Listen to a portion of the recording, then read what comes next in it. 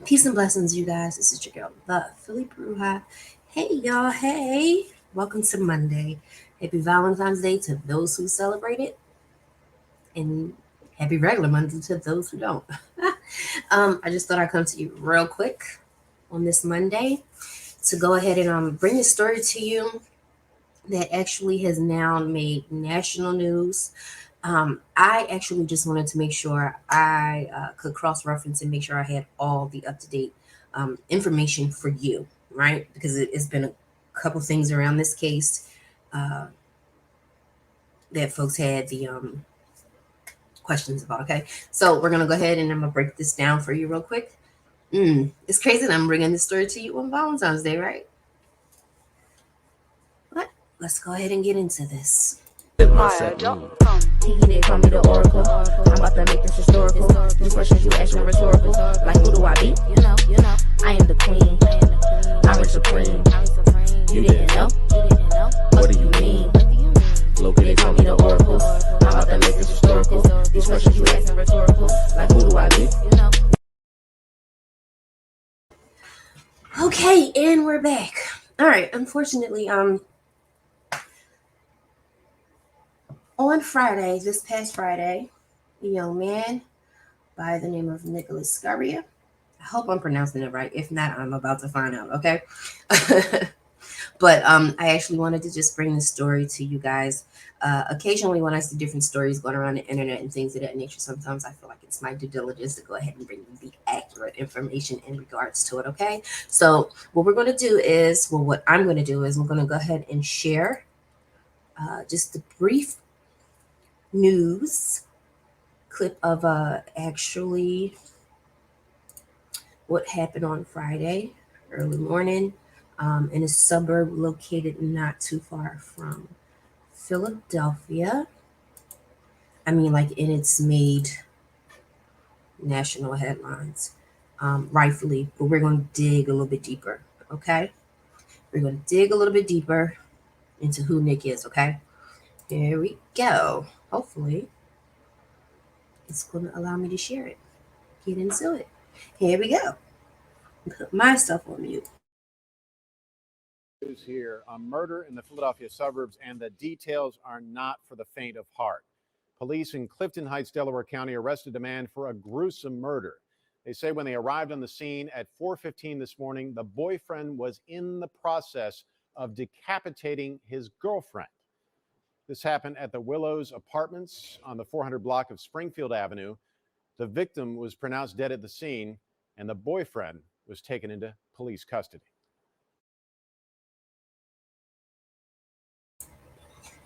Okay, you guys, that was just a brief news clip. Okay, now let's get into this whole situation here.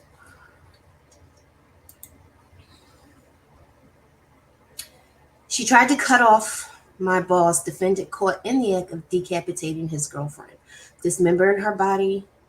He felt she threatened his masculinity. Prosecutors say. Let me go ahead and start this right now. I do know the identity of the victim, and I also have her picture as well. I will not be putting that in here because I'm not sure if her family has been notified yet. I looked all over the internet to see if anyone else, a reputable source, actually released her name and picture. No other huge media outlet has, so I will not as well. Just basically out of respect for this woman's family and friends who may not even know still because I mean this just happened on Friday.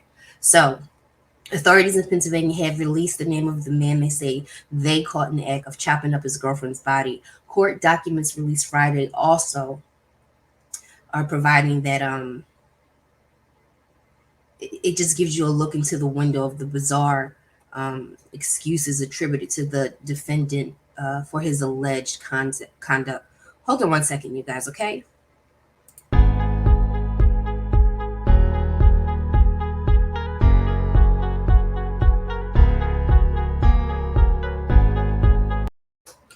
Okay. Nicholas Peter Scurria, 32 of Clifton Heights, PA, is locked in George W. Hill Correctional Facility in Delaware County.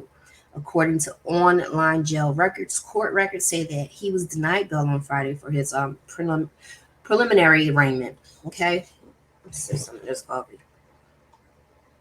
He's charged with first degree murder, third degree murder, possession of an instrument of crime with intent, and abuse of a corpse. The court record indicates the latter two counts are misdemeanors. Hold on one second. Let me just go ahead and pull him up for a second, okay? All right. Officers with the Clifton Heights Police Department say they responded to a call of possible domestic argument at the Willows apartment on South Springfield Road at around 4:51 a.m. Friday morning. They said that this location is about 12 miles west of Philadelphia. The neighbors reported that they heard screaming next door and then rustling plastic and sawing sounds. Yes, you heard that right. The neighbors reported that they heard screaming and then sounds of plastic and a saw. Okay? Officers knocked at the door but received no response. When they looked through the window, now you got to remember, matter of fact, hey, let me just show you, right? Hold on, I'll show you. The officers actually looked through the window. Now, if you're wondering, how could they look through the window of an apartment building or an apartment complex, I should say? Well, let's go there. Okay. Here we go. And here we are. Can you see that? The apartment is on the first floor, you guys. The apartment is on the first floor. The cops actually look through the window. This is the rolls of plastic in the bags inside of the home. Now I can understand the reasoning for charging him with first degree. I mean, actually, who has bags of plastic just hanging around? Rolls and rolls and rolls of plastic. That's odd. That's suspicious. Here's just a photo that was taken from his Facebook page. On Facebook, he's actually under the name of Bird. One second.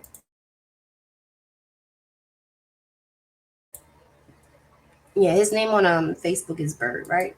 So here he is again. Just a couple more pictures of him. As you can see in these photos, this guy has a lot more meat on his bones than in the mugshot, okay? And this is a part of the apartment complex, which I believe goes all the way to the back.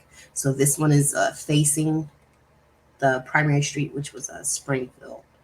So it's on the first floor, and this is how the cops were able to just kind of walk by and see what the hell was going on here, right?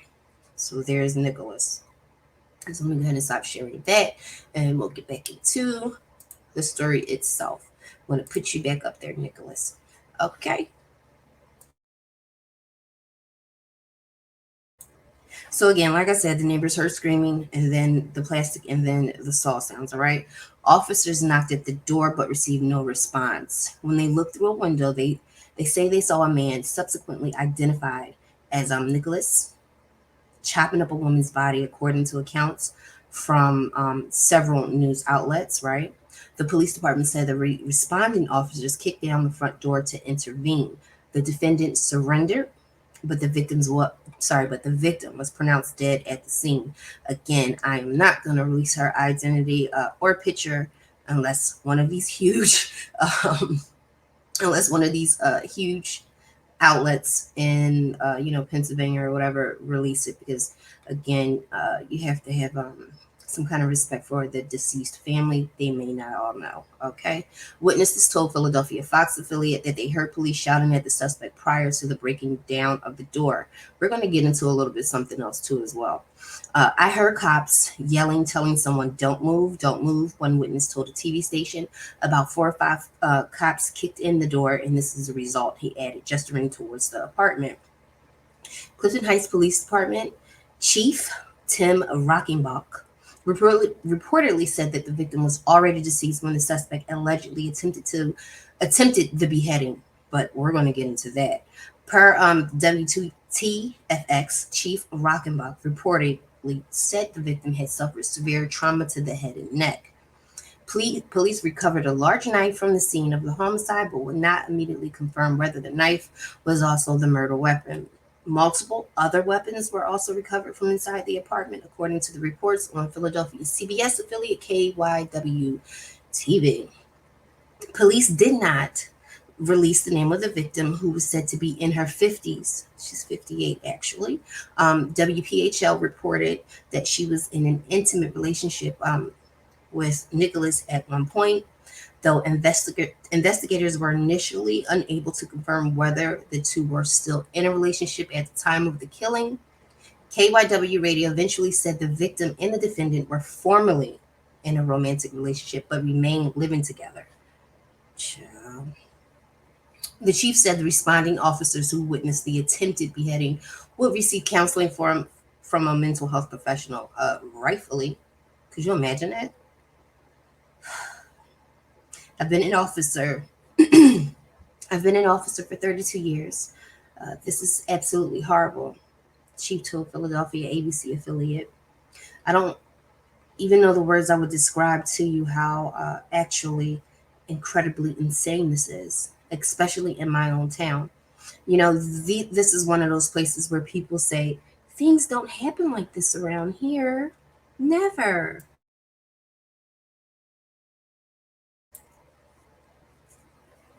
When they get on the news and whatnot. I believe the intent was obviously to hide the crime, the chief said. Of the overall dismemberment scene his officers are said to have discovered. I just couldn't even imagine. Mm-mm-mm.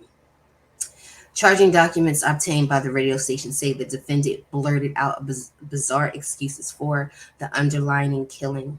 She tried to cut off my balls, Nicholas reportedly and allegedly said of the victim when the officers was leading him to the squad car.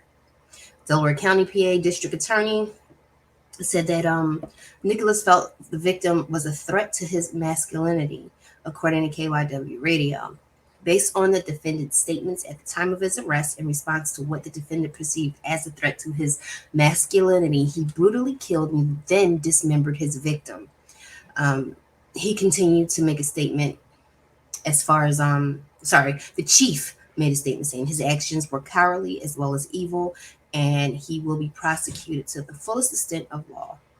The defendant allegedly admitted to the police that he knocked the victim unconscious after hitting her repeatedly in the head. He also admitted he was trying to get rid of the body. A preliminary hearing is scheduled for February 22nd, 2022. Shit, all those twos. If you guys remember, I said I'm going to do a video on that, okay? And his appearance is scheduled for 9 a.m. on that day, 2/2/2/2/2. Okay? All right. So, after I did a little bit more digging, okay? Nicholas, if you can see this, I'm not sure. The way I have this loaded, I can't really scroll in to make it larger, but this is his Facebook page, right? He says on January 13th, I'm in an abusive relations. I'm sorry, I'm in an abusive ex relationship. Almost no one cares that a woman is the aggressor. And then you have all these other folks in here commenting. From what I can gather from the comments, a lot of people who are his friends, they are genuinely in shock by what has happened in this situation. A couple of them made comments that knew the victim as well and said that she was the aggressor on occasion. After digging a little bit more, he did do a little bit of time in jail for domestic battery, I believe. But I'm also going to go ahead and close this out because we don't need to see that. I'm already showing you his Facebook page. You can feel free to go and look if you want to get into that more.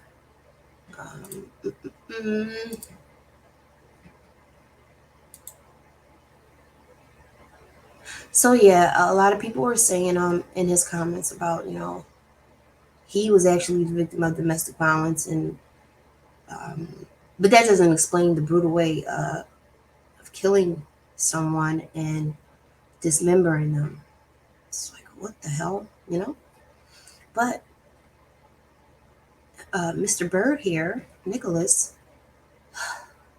gosh, let me go ahead and play this for you, okay? Um, I did my due diligence. You guys do yours, okay? Let me just put this up here real quick so you can see this. Ah, yes, I remember. There was something else I wanted to read to you guys before we got into this. But let me I'm gonna put this up here right quick. That is for now the unidentified female, I guess you can say. Uh, although I do know her identity, but I'm gonna wait until bigger news outlets report on that. So I'm gonna give you just the affidavit of probable cause. On Friday, February 11th, 2022, the Clifton Heights Police Department was called to the area of 426 South Springfield Road within the borough of Clifton Heights for a domestic disturbance. Clifton Heights Police Officer Ryan and Stephen, I am intentionally omitting last names, were on duty and responded for the investigation. Witness 1, who is the initial 911 caller, states she woke up to a loud screaming in the neighbor's apartment and also heard banging. It became quiet and she heard sawing like sounds and gathering of shifting of plastic material. Witness number 2, who resides with witness 1. So this is okay, 2 people who live in the same apartment heard all of this. Agreed with the accounts that was given by witness 1. Responding officers noticed an interior light powered on within the apartment. Let's get past the actual unit number. Officer Ryan walked around the apartment to the north side and observed from outside the bedroom window a white male known as the defendant, Nicholas, uh, in the rear bedroom, seated on the mattress. If you guys uh, rewind it, you'll see that the apartment was filthy. Officer Blank noticed the defendant was cutting, sawing a female victim left leg with a machete. Oh, God. Furthermore, the female victim was decapitated while laying on her back on the floor. Okay, so that's a little bit different from what the news actually reported on Friday. So I'm looking at the actual criminal complaint in the affidavit of probable cause, and so she actually was decapitated while laying on her back on the floor and observed rolled up plastic material next to the victim's body. Officer Blank notified his partner of the circumstances and held the defendant at gunpoint from outside the apartment. Officer Stephen, along with several other assisting officers, forced entry into the apartment, placed the defendant in custody. The defendant was escorted outside to a marked police vehicle and made unsolicited statements repeating, "She tried to cut off my balls." We had Sergeant Ryan of the Delaware County Detectives Unit was interviewed. He interviewed the defendant at the Clifton Heights Police Department. I couldn't even imagine this. My God. Sheesh. The defendant provided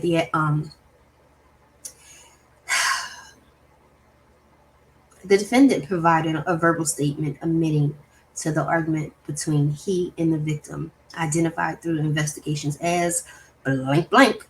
I did my homework. You can do yours. I'm not going to release her name out of respect for the deceased family and her. The defendant explained to the investigators that although he and the victim resided at that apartment, right, they were not romantically involved anymore. They lived together. And then it's signed, of course, and notarized, and it's going to be used as part of obviously his case that's going to be coming up. My thing is this, right? You got his statement on January 13th, I think it was, where he posted it on his Facebook. A lot of times, when men are abused, people kind of think it's funny. Or if they're in an abusive relationship, they usually don't even take it serious. But I mean, statistics are out there. Men who are victims of women in domestic abuse are out there, period. But I also want to, let's just go ahead and dive into this really quickly. Nicholas was actually a YouTuber. Yes, YouTuber as well. I mean, not a lot of subs or anything like that, but this will give you some kind of insight because he named this How to Kill a Succubus, Chapter 8, the last chapter. We're going to get into this and I'm going to end this, okay? This is crazy. There is no doubt in my mind. I'll just say allegedly just to keep it, you know, informative. We'll say allegedly, but you can clearly see that perhaps a substance was involved in this. For all intents purposes, if you go and do your homework, if you're really that interested in this story, you'll see all the people under there saying, what the fuck, what the heck? It wasn't like him. You can see that this person in the mugshot right here looks a lot different from the person in the video that I'm going to share with you right now, okay? And then from there, I'm going to go ahead and close it out. And again, wish you all a happy Valentine's Day to those who believe in it, and a happy Monday to those who don't. Okay, let's get into this real quick. And again, I want you to realize that he named this How to Kill a Succubus, Chapter 8, last chapter. Okay? He's a terrible rapper. Terrible, terrible rapper. Hold on.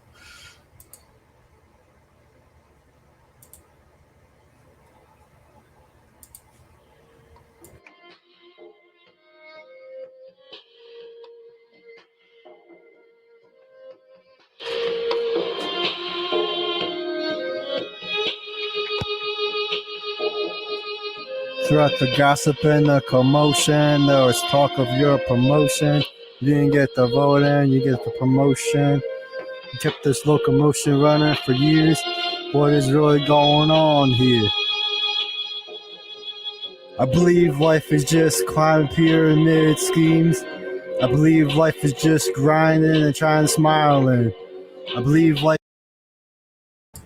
If you are wondering, yes, that is the apartment complex where this unfortunate crime took place. If people find your dreams and try to fight them, the student becomes a master. The master's full of laughter. The student who skateboards and is a rapper. Yo, I got paid to do this before this gig. I got gigs before this. Yo, I got an impressive resume. Yo, my life ain't a game.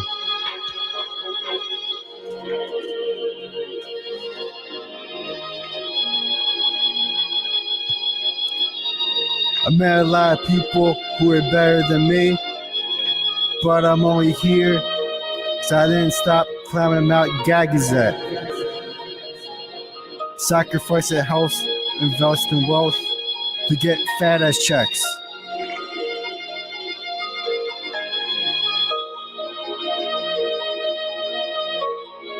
Remember the days when I had a depression, and then we're at the wrestling at the campfire, I could not get up. You whispered something warm in my ear for that. I admire you.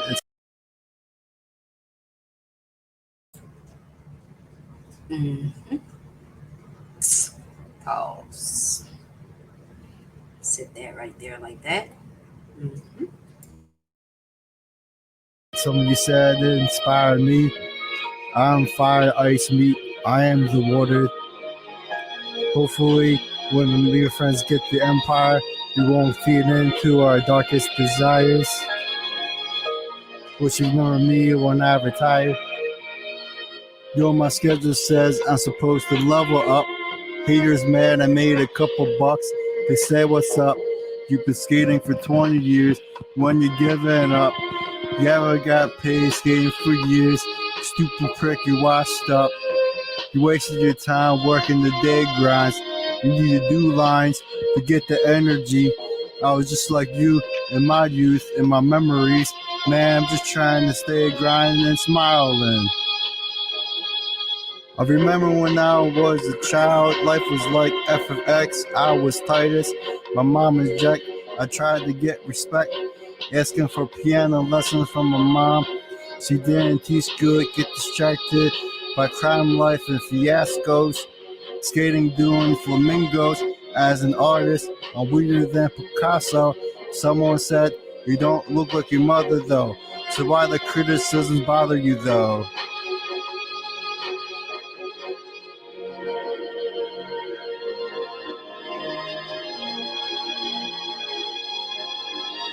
I met a lot of people who told me they're better than me, but I'm only here because I didn't stop climbing Mount Gagazet. Sacrifice in health, invest in wealth to get fat ass checks.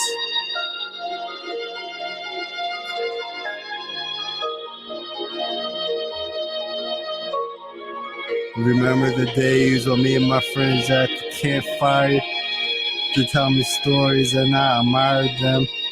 If they hear mine, would they call me a liar? The girl I have a crush on with something to ear inspires me. I'm fire, ice, meat, I am the water. As the world gets colder, we gotta stop the empire from killing what they are not.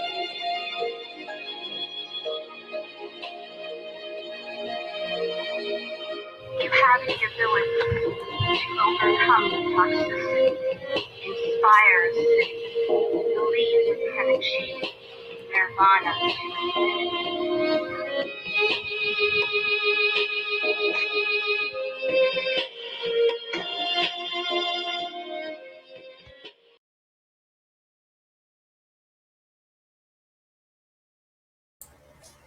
Child, look,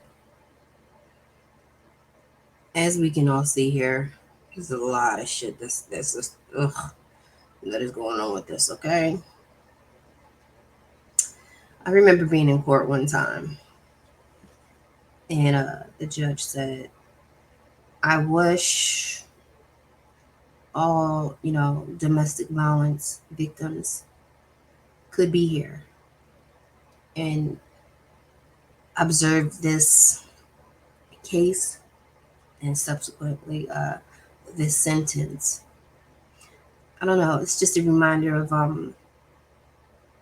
how things could get out of hand very, very, very fast. Very fast. Of course, I didn't know him. Obviously, I don't know if he was actually a victim of domestic abuse. But what we do know for sure is what happened on Friday, last Friday, February 11th, 2022. A 32-year-old man will now be spending the rest of his life in jail for something that was completely avoidable. And you gotta just wonder, what the heck was going through his mind? So again, reading the affidavit versus what the news said, clearly in that affidavit, he did decapitate that woman.